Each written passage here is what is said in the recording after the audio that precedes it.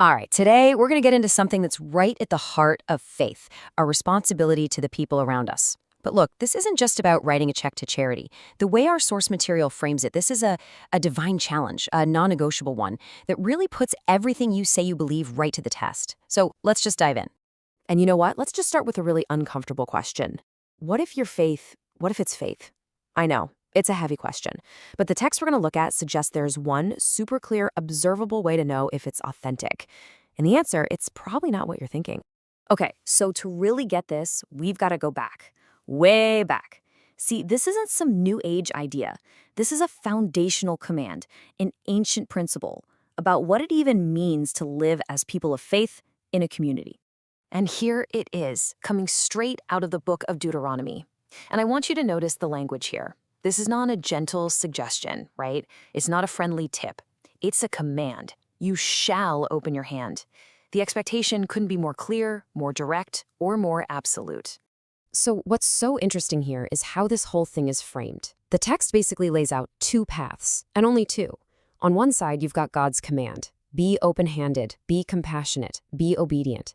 And then on the other side, you have what's described as, well, the human default, being hard-hearted, tight-fisted, full of apathy, and ultimately disobedient.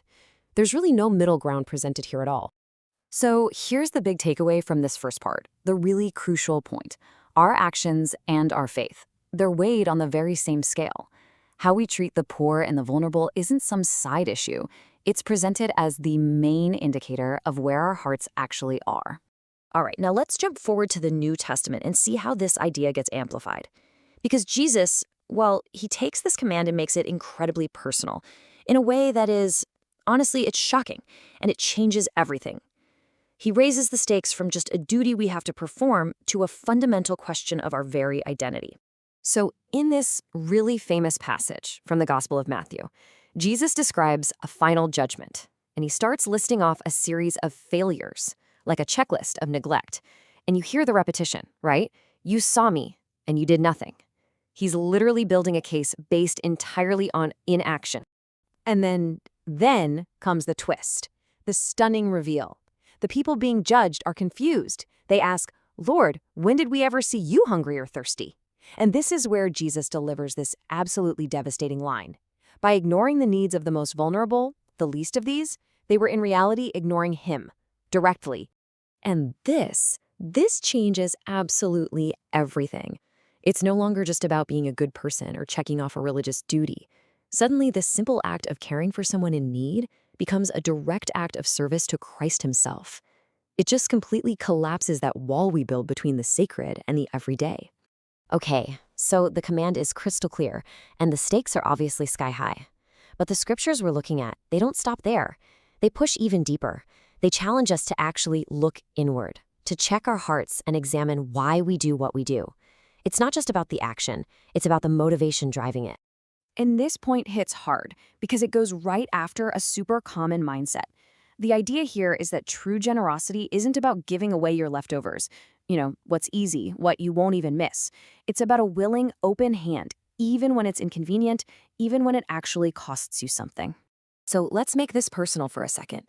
When you give, whether it's your time, your money, your energy, what's your attitude like? Seriously, is it joyful? Are you happy to do it? Or is it kind of grudging, maybe done out of guilt or a sense of obligation?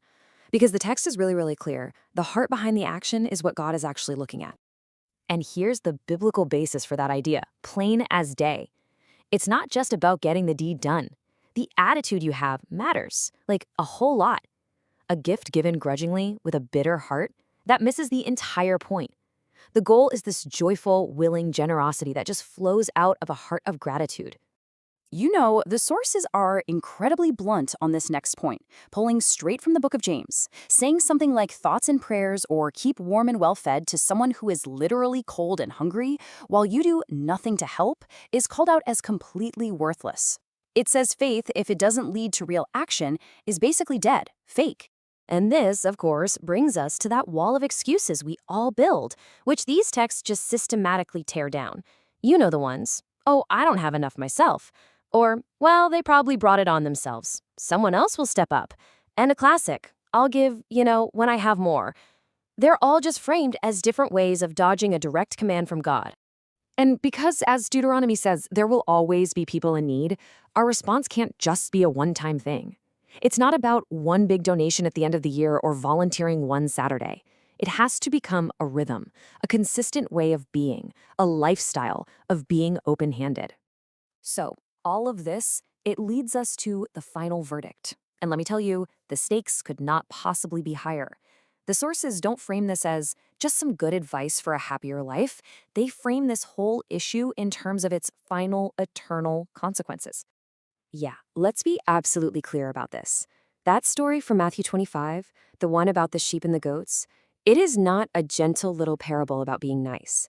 It is explicitly described as a scene of final judgment, where all of humanity is separated based on what they did or didn't do.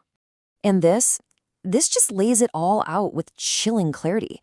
The single defining difference between the two groups, the ones who are called blessed and the ones who are called cursed, it all came down to how they responded to real, tangible human need. One group acted. They fed people, they clothed people, they cared for people. The other group, they just looked away. And the results are presented as having eternal weight. So the bottom line is this. It all comes down to what you do. According to these texts, you can't say you love God, who you can't see, if you refuse to love the brother or sister right in front of you, who you can see. How you treat the most vulnerable people in your community, that's the ultimate test of whether your faith is real or not. And that leaves us with the one final, unavoidable question. Based on the hard evidence of your life, your actions, your generosity, the attitude of your heart, which one are you? It's the question these texts demand that we ask ourselves. And the answer? Well, it matters.